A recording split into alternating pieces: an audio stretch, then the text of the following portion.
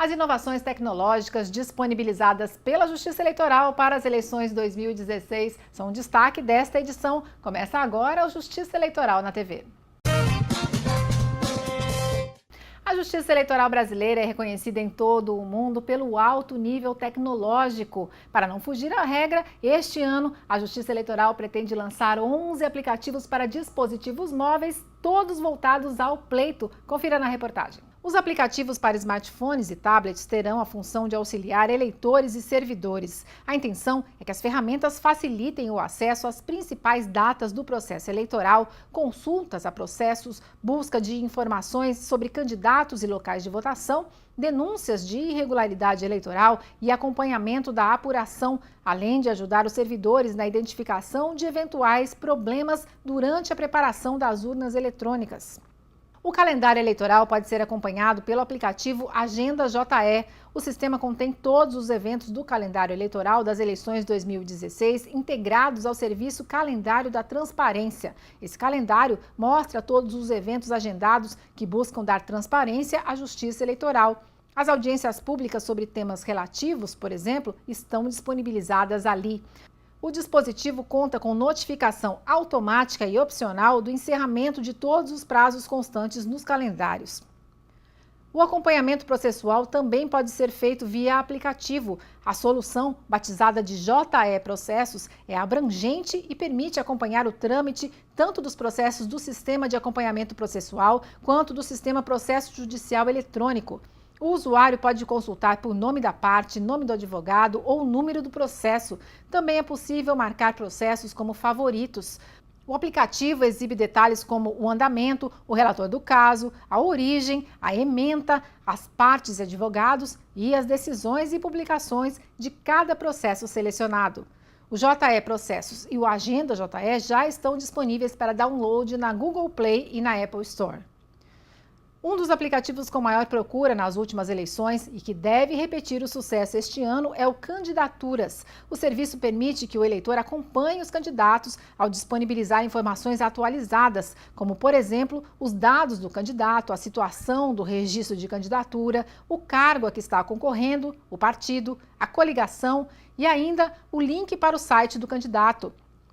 Todas essas informações são obtidas diretamente do Tribunal Superior Eleitoral e atualizadas diariamente. A nova versão do Candidaturas traz uma novidade: a exibição dos dados da prestação de contas de cada candidato.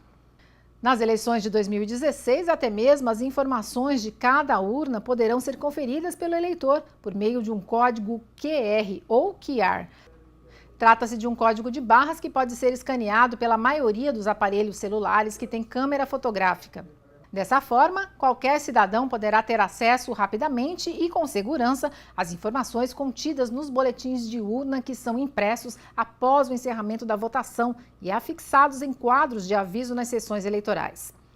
Outro aplicativo que deve ser lançado para estas eleições, mas que ainda não tem nome definido, quer mostrar ao eleitor em uma única tela dados como situação do título, orientação sobre justificativa, local de votação e informações sobre propaganda eleitoral, além dos contatos do Disque Eleitor.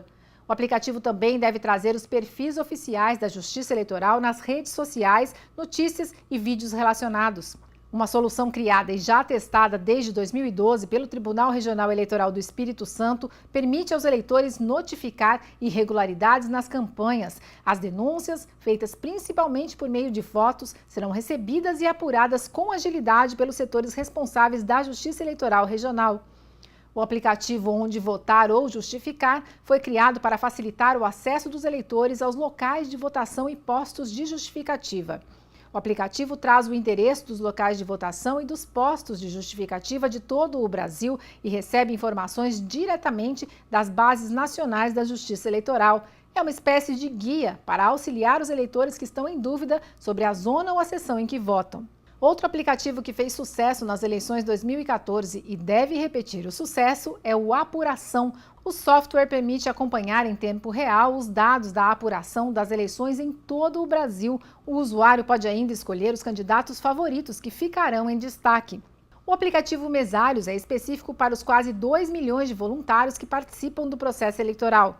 2 softwares foram desenvolvidos especificamente para as demandas internas da Justiça Eleitoral. Um deles auxilia na preparação e o outro atua no check-up das urnas, ajudando a verificar o funcionamento geral de cada equipamento. Todos os aplicativos foram desenvolvidos de forma colaborativa, com a participação de técnicos do TSE e dos tribunais regionais de todo o país. Segundo a Justiça Eleitoral, o portfólio será lançado à medida em que as eleições se aproximarem. A Justiça Eleitoral está investindo bastante, principalmente em aplicativos mobile, né, que é o que hoje todo mundo praticamente tem um celular com acesso à internet, para poder acessar esses aplicativos diversos, voltados principalmente para a eleição.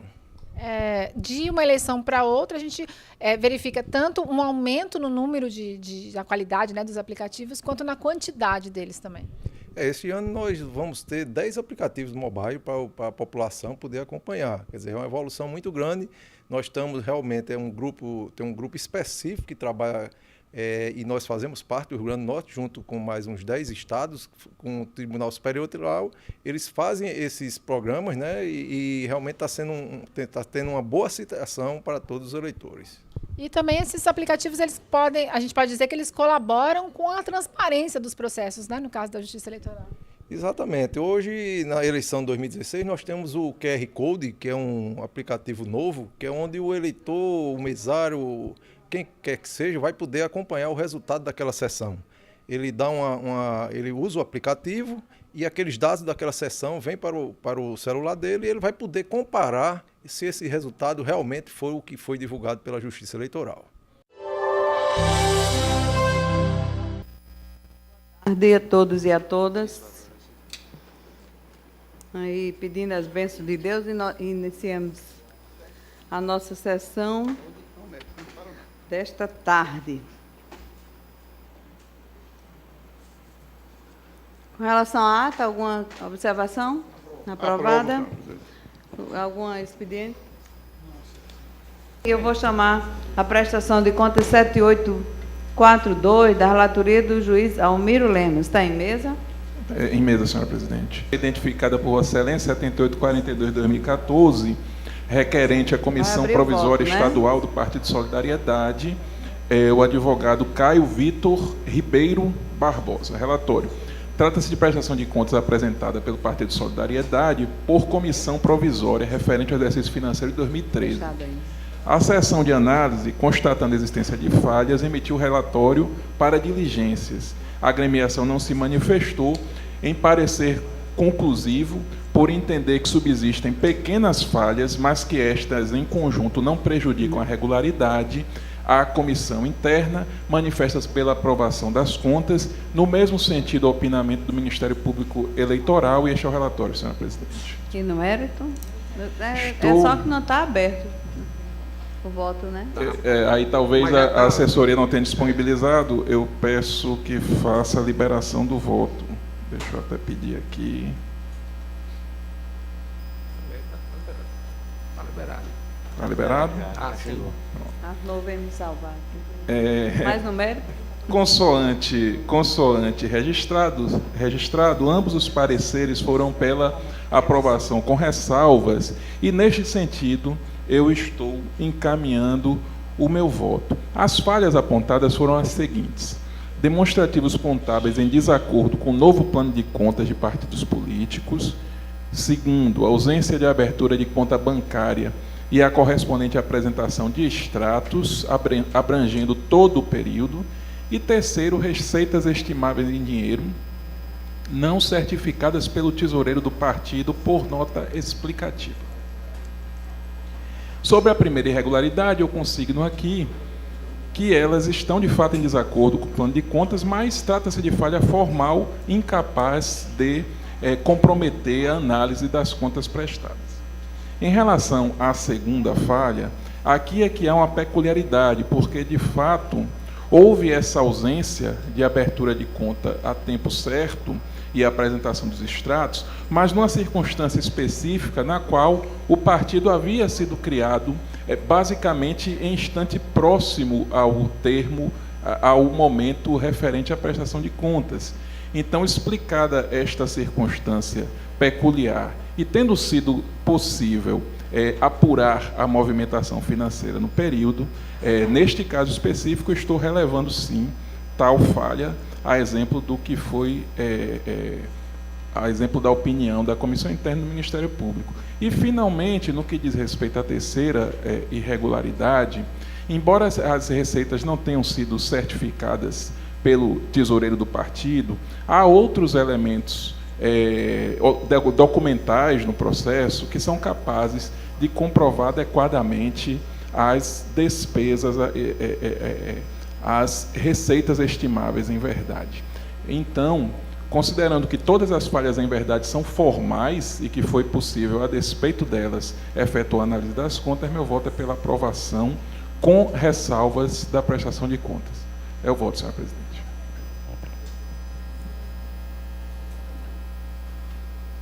De aprovo. De acordo. Inclusive em relação à excepcionalidade.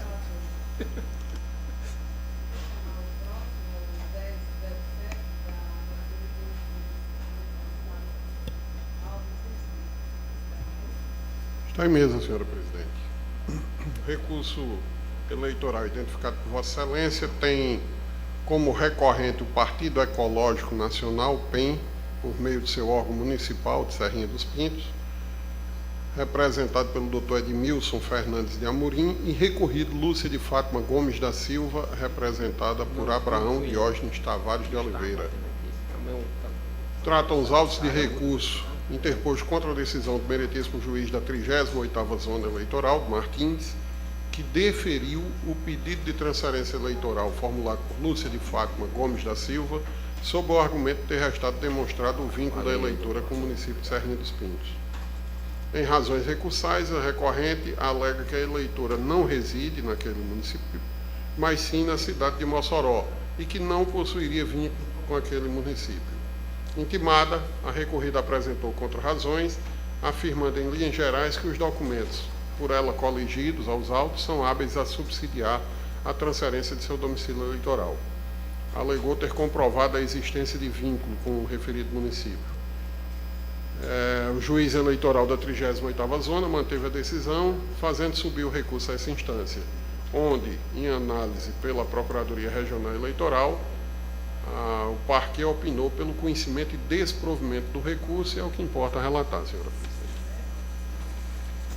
Passando ao mérito, senhora presidente, o voto está disponibilizado aí para todos os senhores, e eu vou resumir que, no caso dos autos em tela, os elementos de prova constam cópia de fatura de energia elétrica em nome do esposo da recorrida, naturalmente acompanhado da respectiva certidão de casamento, que comprova ser aquele o esposo dela, e também na certidão da lavra da oficial de justiça, verifica-se que a filha da recorrida foi encontrada naquele endereço apontado na RAI. Então, a teor dessas circunstâncias e do fato de que o recorrente não comprovou a inexistência dos vínculos alegados, eu entendo que a prova constante dos autos se mostra capaz de outorgar recorrido o direito do pedido de transferência. E com tais fundamentos, eu encaminho meu voto em consonância com o parecer da Procuradoria pelo desprovimento do recurso, mantendo a sentença em todos os seus termos. É como eu voto, senhora presidente. Cumpre o relator. Então, proclamo nos posto pelo relator. Passando à pauta administrativa, temos aqui uma devolução de servidor da 47ª Zona, Cláudio Felipe de Souza, e também da 44ª, Francisco das Chagas Paulo do Nascimento, que eu peço o parecer oral do nosso procurador regional. Senhora presidente, tratam-se apenas de devolução de servidores, então, são processos simplíssimos e não tem nenhuma oposição à Procuradoria Regional Eleitoral. É verdade. Pois não, eu defiro, todos concordam? Defiro. Então, também eu proclamo nos ter postos em cada um dos processos individualmente. E declaro encerrada a sessão, até a próxima, que será amanhã, se Deus quiser. Expediente? Não há. Na sessão administrativa, alguma... Eu não tenho desembargador Vigílio, Almiro, o seu, ninguém tem? Sem registro? Presidente, só uma informação. Na pauta de hoje estava previsto um processo que já foi redistribuído para mim, mas a pauta foi publicada em nome do doutor Verlânio. Então vai ter aquela mesma situação dos processos de ontem, já foi determinada nova publicação de pauta, certo? Então só para informar que o processo... Qual é? Informo já o número da senhora. Pedido. É o 438, Pedra Grande, 436. 1436, exatamente. O 1436 que estava na pauta para hoje está sendo retirado e será publicada nova pauta com a minha relatoria. Ok. Fica consignado, né? Esse aqui. É uma preferência aqui, que chegada agora, esse é habeas corpus 6827, da relatoria do doutor Alceu José Sico. Está em mesa? Com sustentação oral. Habeas corpus número 6827, impetrante Dr. Fábio Luiz Monte de Holanda, paciente Luiz Almir Filgueira Magalhães. Relatório. Agravo interno interposto pelo impetrante em face de decisão proferida nos seguintes termos. Fábio Luiz Monte de Holanda impetra habeas corpus preventivo em favor de Luiz Almir Magalhães, a fim de ser obtido, abre aspas, a concessão de ordem judicial garantidora do livre exercício da função de apresentador de programa de televisão e rádio, até a data do registro de candidatura ou até o fim das convenções partidárias, fecho aspas. Afirma que o paciente é vereador no município de Natal e pretende candidatar-se à reeleição. E, como também exerce a função de jornalista e apresentador de programa de rádio e televisão, abre aspas, terá o seu direito no livre exercício da profissão tolhido mesmo antes da realização das convenções partidárias. Ou seja, o mesmo ficará tolhido, ficará impedido de trabalhar sem, no mínimo, saber se será escolhido como candidato ou não de seu partido. Haja vista que o momento reservado para essa escolha é o das convenções, fecho aspas. Sustenta que, de acordo com a tabela de prazos de desincompatibilização disponível no site da Justiça Eleitoral, os pré-candidatos que exercem as funções de radialista, apresentador e comentarista de rádio e TV devem se afastar dos seus programas a partir do registro de candidatura, fixado no calendário das eleições de 2016, o dia 15 de agosto, como data limite para o requerimento. Alega que, entretanto, o próprio calendário eleitoral determina que, a partir de 30 de junho de 2016, ficará vedado às emissoras de rádio e televisão transmitir programa apresentado ou comentado por pré-candidato. Requer o deferimento da medida liminar que garanta ao paciente realizar seu trabalho de jornalista e apresentador dos programas de rádio e TV até o dia do registro de sua candidatura para o pleito municipal deste ano, ou até o fim das convenções partidárias, 5 de agosto, caso seja escolhido como candidato. O impetrante pretende que seja assegurado ao paciente o direito de exercer a função de jornalista e apresentador do programa de rádio e televisão até sua escolha em convenção ou recandidatura. De acordo com o parágrafo 1º do artigo 45 da Lei 9.504, com a redação da mini-reforma, eu leio o parágrafo 1º, a partir do dia 30 de junho do ano da eleição, é vedado ainda às emissoras de rádio transmitir programa de apresentado por comentado por pré-candidato, sob pena de, no caso de sua escolha na convenção partidária, de imposição de multa prevista para o 2º e de cancelamento do registro da candidatura do beneficiário. Nos termos do artigo 5º, inciso 78º da Constituição Federal, conceder-se-á habeas corpus sempre que alguém sofreu ou se achar ameaçado de sofrer violência ou coação em sua liberdade de locomoção, por ilegalidade ou abuso de poder. Por seu turno, diz o Código Eleitoral no artigo 29, inciso 1, letra E, a linha E, o habeas corpus ou mandados, 29, compete aos tribunais regionais. 1. Processar e julgar originariamente. A linha E, o habeas corpus do mandado de segurança em matéria eleitoral contra ato de autoridade que respondam perante os tribunais de justiça por crime de responsabilidade. E em grau de recurso, os denegados ou concedidos pelos juízes eleitorais. Ou ainda, o habeas corpus quando houver perigo de se consumar violência antes de que o juiz competente possa prover sob a impetração. Continuando. Numa interpretação sistemática do Código Eleitoral, a partir da Constituição Federal, essa violência se traduz quando há prisão atual ou simples ameaça, ainda que remota, de restrição à liberdade física do paciente. Portanto, o pedido não se amolda à previsão constitucional da ação eleita, faltando interesse processual quando não se configura violência ou risco à liberdade de ir e vir, isto é, liberdade de locomoção. O regimento interno deste tribunal ratifica esse raciocínio, explicitando o que se traduz em matéria eleitoral passível de impetração de habeas corpus. Diz o regimento interno, artigo 155. O tribunal considera habeas corpus originariamente ou em grau de recurso, sempre que, por ilegalidade ou abuso de poder, alguém sofreu ou se achar ameaçado de sofrer violência ou coação em sua liberdade de locomoção, em circunstâncias relacionadas ao exercício dos direitos ou com cumprimento dos deveres eleitorais. Transcrevo alguns precedentes esclarecedores do tema. Processo penal, eleitoral, habeas corpus, instituto garantidor da liberdade de locomoção, pedido de invalidação de sentença prolatada no juízo civil, extinção do processo de execução, inadmissibilidade da via processual eleita, habeas corpus não conhecido, decisão do TRE de São Paulo, julgada em agosto de 2002. Tem outro mais embaixo, penal, processo penal, habeas corpus, pedido de restabelecimento de inscrição eleitoral e de restituição de título de eleitor, admissibilidade, inexistência de violação à liberdade de locomoção. Esse é um habeas corpus de São Paulo, julgado em 25 de março de 2003.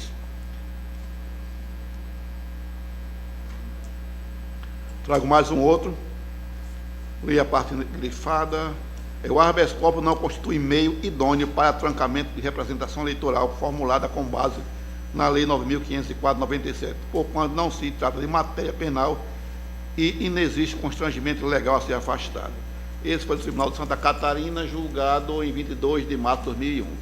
E, por fim, um último, que esse aqui foi concedido, que era a hipótese de habeas corpus. Habeas corpus, crime de desobediência, artigo 347 do Código Eleitoral. O habeas corpus é admitido contra qualquer ato atentatório à liberdade de locomoção, inclusive com ameaça potencial. No caso dos autos, o fato do paciente não ter entregue a prestação de contas é atípico, em conformidade com o entendimento adotado pelos tribunais eleitorais. A sanção já existe, o que falta é a emissão de certidão de quitação eleitoral, mostra suficiente para coibir a descida praticada pelo paciente. Esse aqui foi do TRE de Alagoas, julgado em agosto de 2012. Assim, com esses fundamentos, indefiro liminarmente o pedido por ser manifestamente incabível nos termos do artigo 165 do regimento interno do TRE, determinando o arquivamento dos autos. Publique-se. O agravo interno se reporta a tese de que o manejo do habeas corpus pode ser ampliado para outras hipóteses de cerceamento de direitos, não se restringindo apenas ao direito de ir e vir, cuja interpretação comporta inúmeras vertentes, inclusive a relacionada à liberdade do exercício profissional. Afirma, sustentando, abro aspas, a liberdade de locomoção não pode ser vista pura e simplesmente apenas como uma garantia de poder movimentar-se livremente por todos os lugares, mas também de poder exercer o direito de realizar suas atividades diárias. Fecho aspas. Suscita novamente o artigo 29, inciso 1 do Código Eleitoral e colaciona um precedente jurisprudencial pugnando pelo reconhecimento da via eleita para garantir o direito do agravante. E é o relatório, senhora presidente. Vossa Excelência tem até 10 minutos. Eminente desembargadora presidente, Zeneide Bezerra, eminente desembargador relator, ao seu, eminentes desembargadores, saúdo especialmente o desembargador Vladimir Capistrano, que muito honrosamente representa a categoria de juristas nesta casa, e é a primeira vez que nessa condição o encontro. Na realidade, a mini-reforma eleitoral, mais uma vez, trouxe uma coxa de retalhos na legislação eleitoral. Infelizmente, mais uma vez, não se debruçou, desembargador Virgílio, para se aprofundar a discussão em matéria eleitoral e política, para que se tivesse uma legislação mais segura e que trouxesse campanhas mais baratas e aonde as pessoas pudessem ter de forma mais cristalina a forma de escolher os seus candidatos. Para piorar a situação, doutor representante do Ministério Público, se esqueceu, o Congresso Nacional esqueceu de adequar as datas às mudanças que foram feitas. Por exemplo, a legislação eleitoral exige que 3 meses antes os servidores efetivos, essa é a regra, salvo quem exerce fiscalização, para se afastar do cargo. E essa mesma legislação exige que, ao pedir o afastamento, o candidato apresente a ata da convenção partidária. Ora, se as convenções só podem ocorrer a partir do dia 20 de julho, como é que no dia 2 de julho eu vou pedir o meu afastamento e apresento a ata da convenção partidária? A mesma coisa ocorreu com relação aos apresentadores de programa de rádio e televisão. A legislação sempre foi no sentido de que o afastamento seria no dia 30 de junho, pois até o dia 30 de junho existem as convenções e o apresentador de rádio e televisão, ele tem que se afastar do seu mistério para poder concorrer ao cargo eletivo.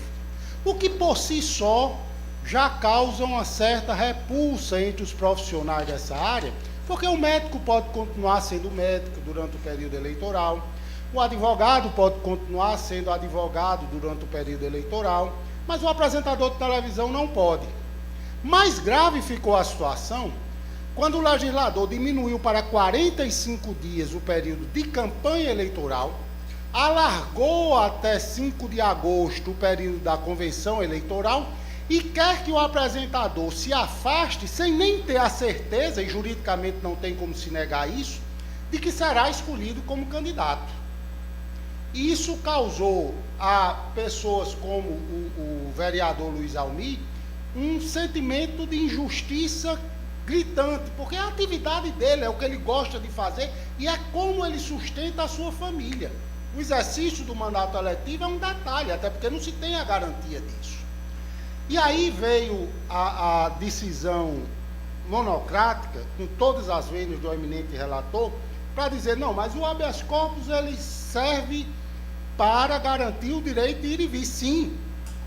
Mas o Tribunal Superior Eleitoral já largou esse entendimento, por exemplo, quando na decisão da relatoria do ministro Gilmar Mendes, e aqui nesse TRE já chegou-se a julgar matérias assemelhadas, ele diz o seguinte: habeas corpus busca a apreensão deferida em desfavor de empresa da qual o paciente é sócio, alegação de incompetência do juiz que deferiu a cautelar e ausência de justa causa para concessão de medida para o não esgotamento da via administrativa. HC indeferido liminarmente pelo Superior Tribunal de Justiça, que entendeu não haver risco à liberdade de locomoção. Na perspectiva dos direitos fundamentais de caráter judicial, das garantias do processo, é cabível o RIT, porquanto efetivamente encontra-se o paciente sujeito a ato constitutivo, real e concreto do poder estatal. Então o ato constitutivo existe. Está sendo vedado a ele o poder de exercer a sua profissão, que é garantido pela Constituição da República como um dos princípios básicos da Constituição da República. O que é que se quer? Que se tenha, como sempre se teve, a garantia de que só com a convenção, que era até o dia 30 de agosto, desculpe, excelências, de junho, que se tenha a garantia de que só com a convenção ele tenha que se afastar. Sempre esse foi um entendimento. Claramente, houve um erro em legislando do Congresso Nacional ao esquecer de adequar essas datas, como fez no pedido de afastamento do cargo efetivo, que está gerando em alguns municípios problemas. Por quê? Porque algumas prefeituras municipais estão exigindo a escolha na convenção como a legislação prevê.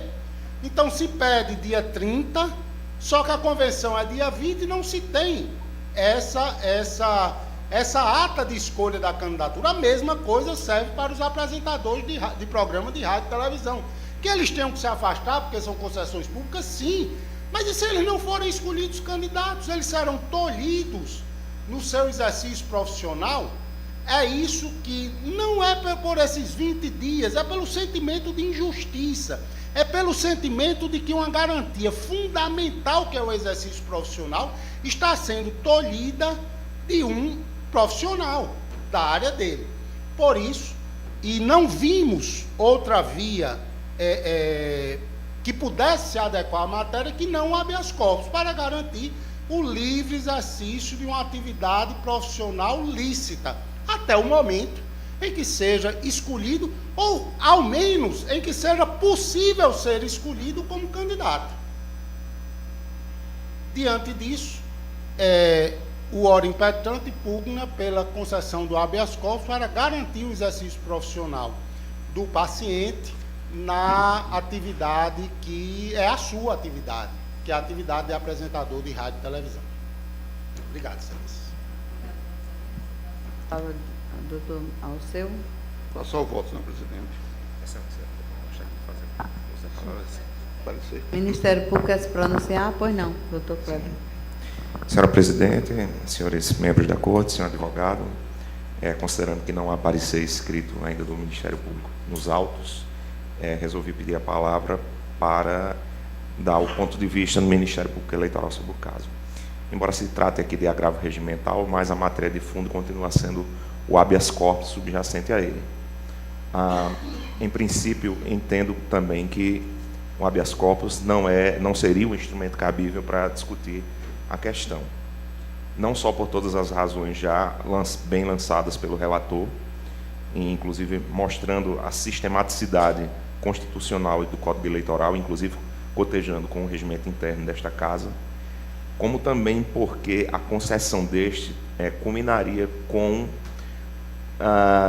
uma espécie de salvo-conduto extremamente sui generis ao paciente, uma vez que apenas ele teria, em tese, uma autorização para continuar exercendo uma atividade e, eventualmente, requerer o registro de sua, quem sabe, candidatura no futuro, em flagrante desatendimento à literalidade do artigo 45, parágrafo 1º da Lei Eleitoral.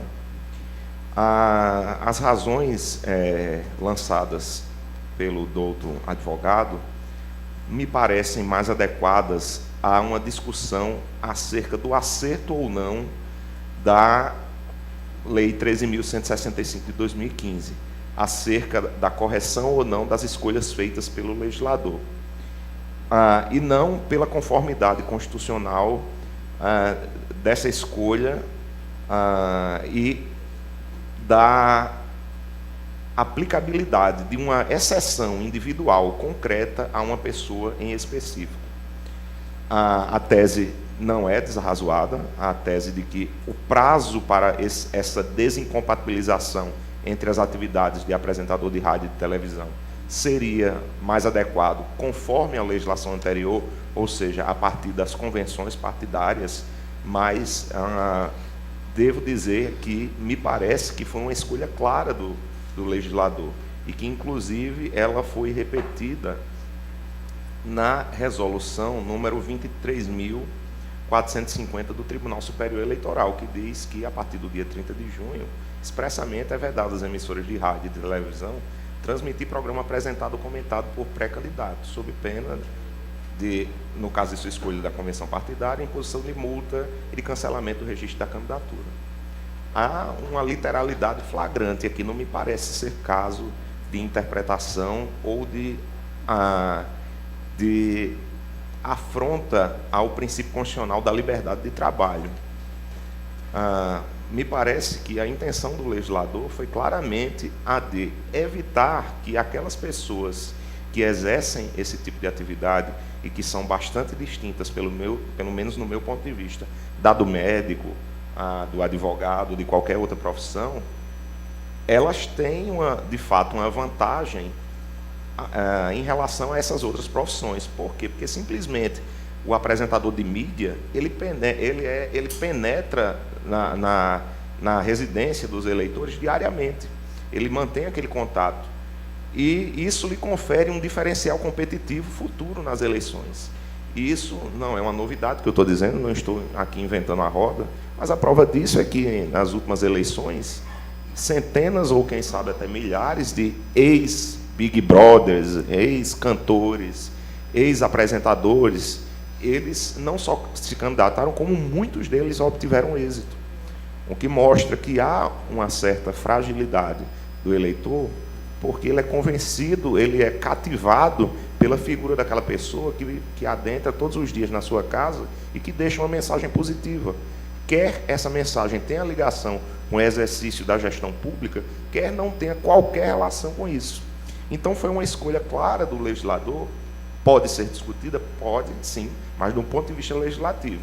Mas o fato é que a opção do legislador foi que esse prazo ele fosse antecipado para o dia 30 de junho, para que entre essa data e o início do período eleitoral, que vai ser 1 mês e 16 dias depois, haja um espaço para que a figura daquele apresentador, que até então ficou memorizado no inconsciente do eleitor, ela seja, tanto quanto possível, diluída e equiparada também, tanto quanto possível, a dos demais candidatos que se lançarão, que aparecerão no horário político, nas carreatas, no rádio, na TV, e muitas vezes pela primeira vez se apresentarão ao eleitor. Então, quer porque eu entenda que o habeas corpus, de fato, não é um remédio adequado, talvez uma consulta fosse mais apropriada, até por ter um caráter mais genérico e não individualizado, quer porque as alegações de fundo me parece que não guardam a devida verossimilhança, porque, de fato, elas confrontam com a própria literalidade, quer do artigo 45, parágrafo 1º da Lei 9.504/97, quer da resolução número 23.450 de 2015 do Tribunal Superior Eleitoral. Com essas considerações, pedindo escusas pela divergência com a tese bem defendida pelo doutor advogado, o Ministério Público, ele opina pelo desprovimento do agravo regimental. Passar ao voto. Volta a palavra ao doutor Alceu. Passando ao voto, o agravante pretende que seja dada interpretação mais ampla à expressão direito de ir e vir, abrangendo a liberdade do exercício profissional, sendo garantido o direito de o paciente exercer as funções de jornalista e apresentador de programa de rádio e televisão até sua escolha em convenção ou registro de candidatura, de forma que seja admitido o manejo do habeas corpus com essa finalidade.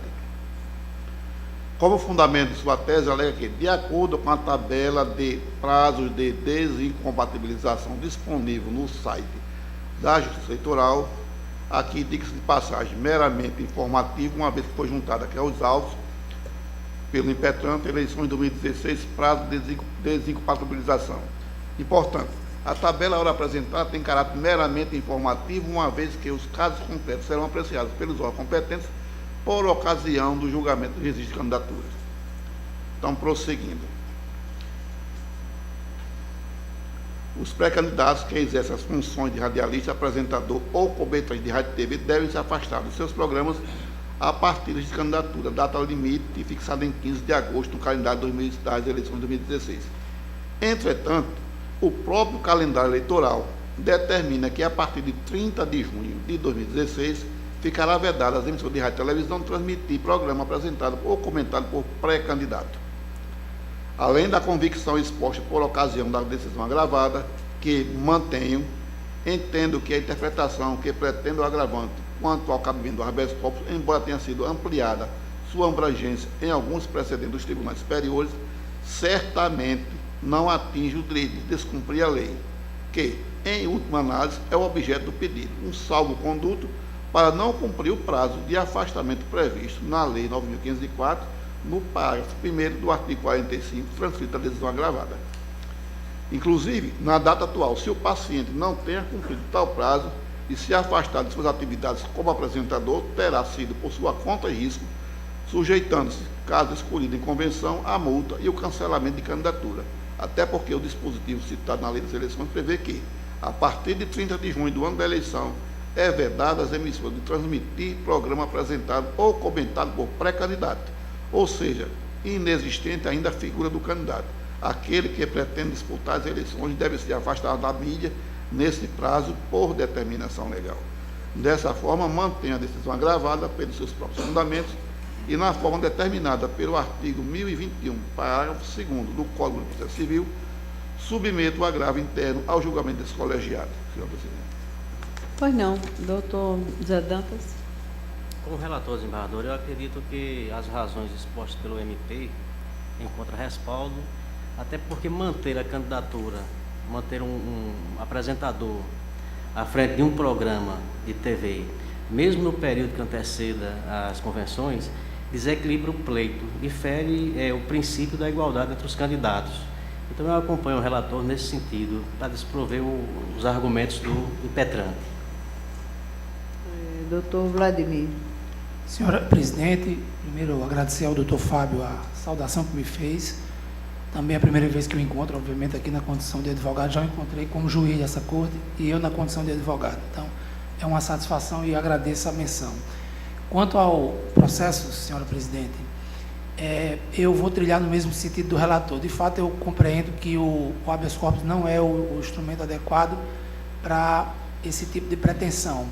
Por mais que a gente pretendesse alargar o conceito aqui da proteção ao direito de ir e vir, na minha ótica, o direito ao exercício profissional não estaria abrangido por esse alargamento, ainda na medida do alargamento que fez o ministro Gilmar Mendes no voto citado da tribuna.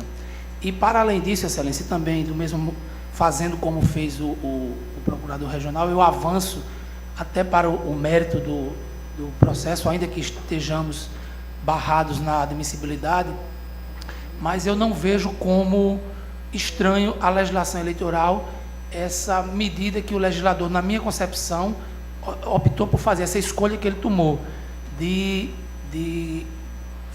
impor um afastamento prévio, mesmo antes das convenções. Na minha concepção, isso não foi um esquecimento ou um descuido do legislador, foi efetivamente uma escolha. E a própria Lei Complementar 64, ela traz uma série de outras situações e que se impõem afastamentos em períodos até muito antecedentes em relação a esse. Se formos ler os incisos 2º a 7º do artigo 1º, a gente observa naquela norma afastamentos de 6 meses anteriores ao pleito, como o caso, por exemplo, de secretário de Estado, de município, de ministro de Estado, que pretenda se candidatar para o cargo de vereador nessa eleição de 2016, por exemplo. Então, não é estranho a legislação eleitoral a imposição de um afastamento em período anterior à definição das convenções partidárias.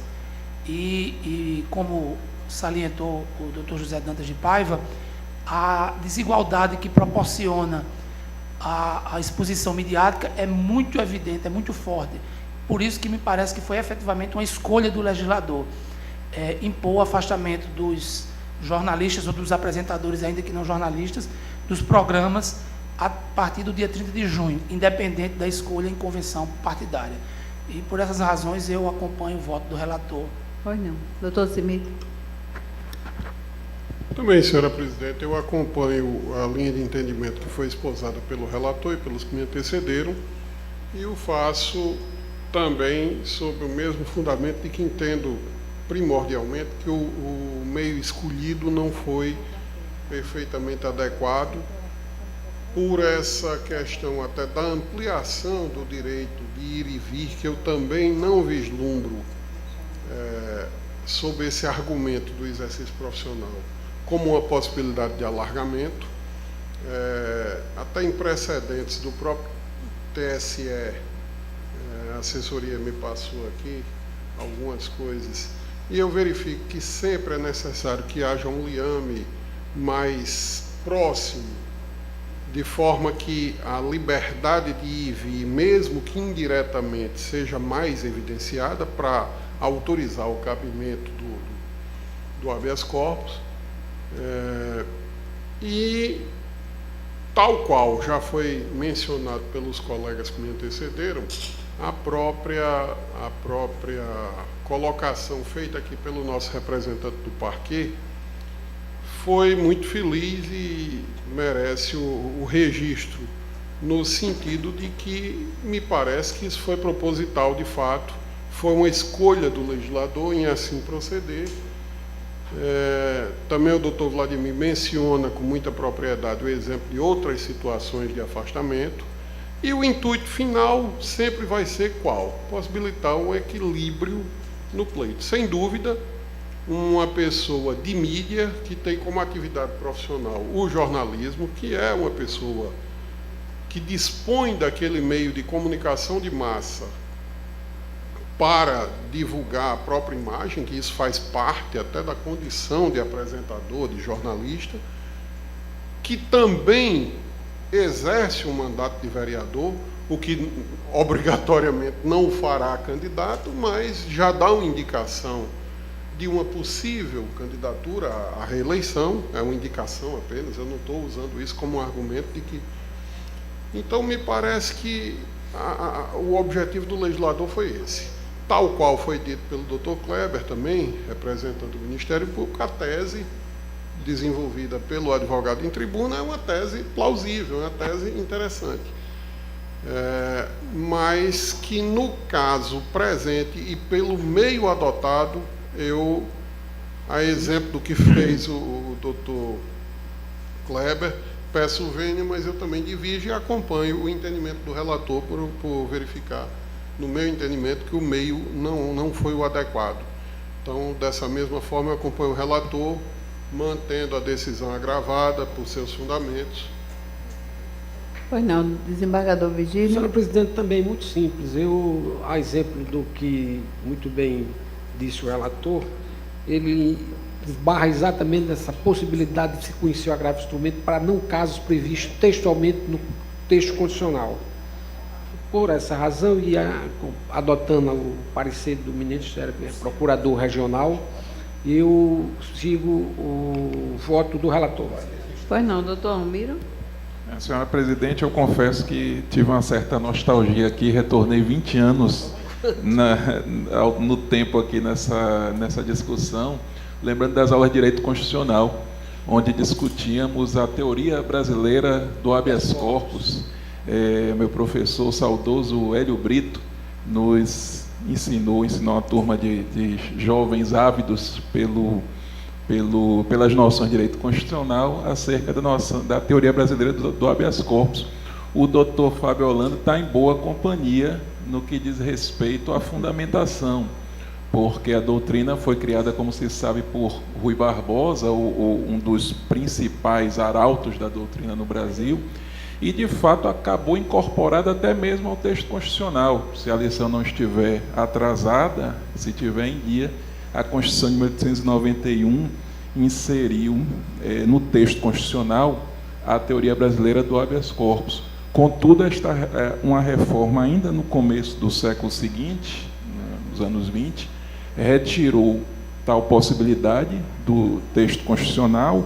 E, a partir daí, o que se encontra realmente na jurisprudência é o uso mais restritivo do Instituto, apenas onde exista, de fato, alguma ameaça concreta ao status referente à locomoção do indivíduo. E, nesse ponto, o relator andou muito bem, aplicou o que, de fato, é pacificado na doutrina, sem prejuízo da vetusta teoria, que sempre merece o respeito pelo papel que cumpriu um dia para possibilitar o acesso à justiça, mas, de fato, hoje, ela não é mais aplicável, não é mais cabível o habeas corpus na espécie, e também, como muito bem já indicado pelo Dr. Kleber, ainda que fosse para ser alargado a tal margem, incidiríamos aqui em uma restrição que é cara ao Instituto, que neste caso substituiu o habeas corpus, foi o mandado de segurança, que terminou se alinhando ao habeas corpus, quando o habeas corpus deixou de cumprir essa função, a função passou a ser cumprida pelo mandado de segurança, mas mesmo nesta via do outro remédio heróico, ele não é cabível contra a lei em tese, como aqui no caso bem assinalou o Dr. Kleber. Então, diante do quadro, realmente a hipótese é de acompanhar o relator e assim voto, senhora presidente. Pois não, então é unanimidade e assim proclamo no termo do voto do relator. Chamo o recurso eleitoral 3083 da relatoria de Vossa Excelência, doutor Almiro. Mesmo. Pois não. Só um momentinho para eu vocalizar. Recurso eleitoral 3083, recorrente Antônio Penha de Lima. O advogado Francisco Moreira Júnior passou ao relatório. Recurso eleitoral interposto visando reforma de sentença prolatada pela juíza da 42ª Zona Eleitoral, que indeferiu a transferência de sua inscrição na inscrição do recorrente para o município de Major Sales. Alega o recorrente que atende os requisitos para a transferência, uma vez que, segundo diz, reside há mais de um ano na localidade, embora por conta do trabalho passe longos períodos em viagem para outras cidades.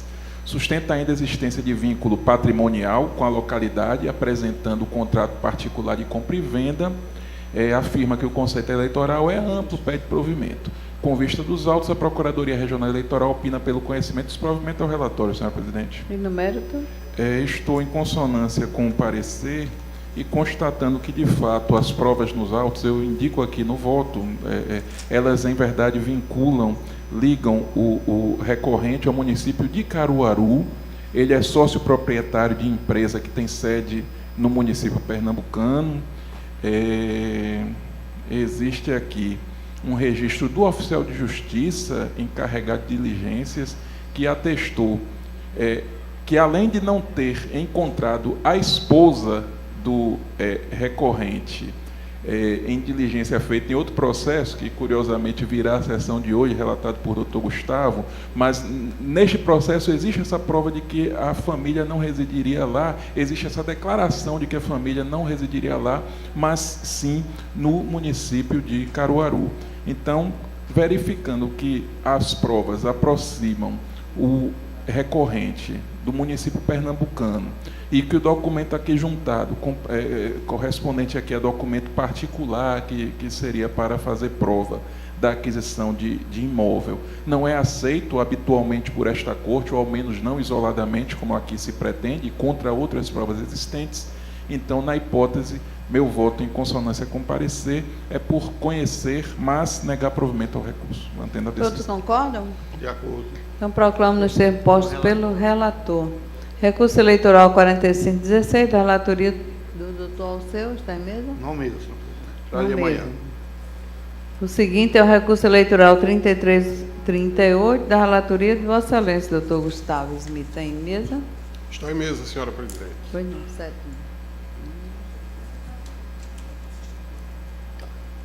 O recurso eleitoral já identificado por Vossa Excelência tem como recorrente Rosiane Alves da Silva, representada pelo Dr. Francisco Moreira Júnior.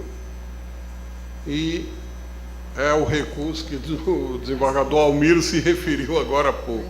É o da esposa. Trata-se de recurso interposto contra a decisão da meritíssima juíza da 42ª Zona. Viu dizer? Se fosse na Câmara Criminal, a gente já estava julgando em bloco. Mas com relatores diferentes é melhor a gente fazer melhor, né? Eu ainda pensei em suscitar esse julgamento em bloco com relatores diferentes, mas eu achei que era muita inovação. Mas eu vou ser bem sucinto. Vou ser bem sucinto. Fazer só o relatório para identificar, para não causar nenhuma nulidade futura, nada. Então, o recurso é manejado contra a decisão da 42ª Zona Eleitoral, que indeferiu o pedido de inscrição de Rosiane.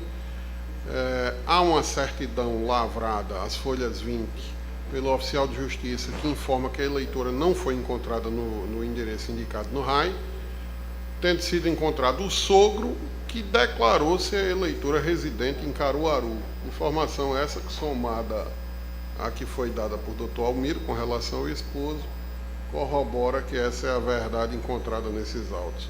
A eleitora interpôs recurso, suscitando que tem propriedade no município, junta uma escritura particular em nome do seu esposo, diz que lá reside há mais de um ano. A Procuradoria Regional manifestou-se pelo improvimento do recurso e é o que importa relatar. Prosseguindo no voto, senhora presidente, de fato, o que consta dos autos não induz a comprovação de qualquer espécie de vínculo da eleitora.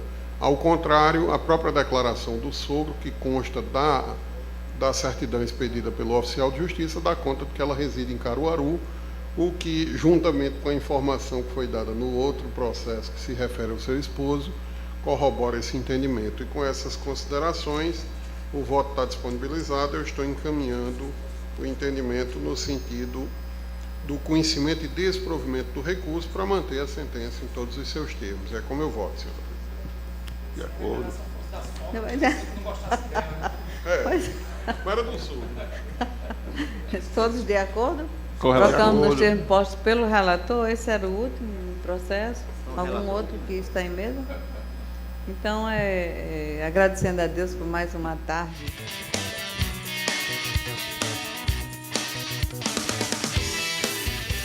E o Justiça Eleitoral na TV termina aqui. Como sempre, foi um privilégio a sua companhia. Lembrando que você pode rever esta e outras reportagens do programa no nosso canal no YouTube. Até a próxima edição.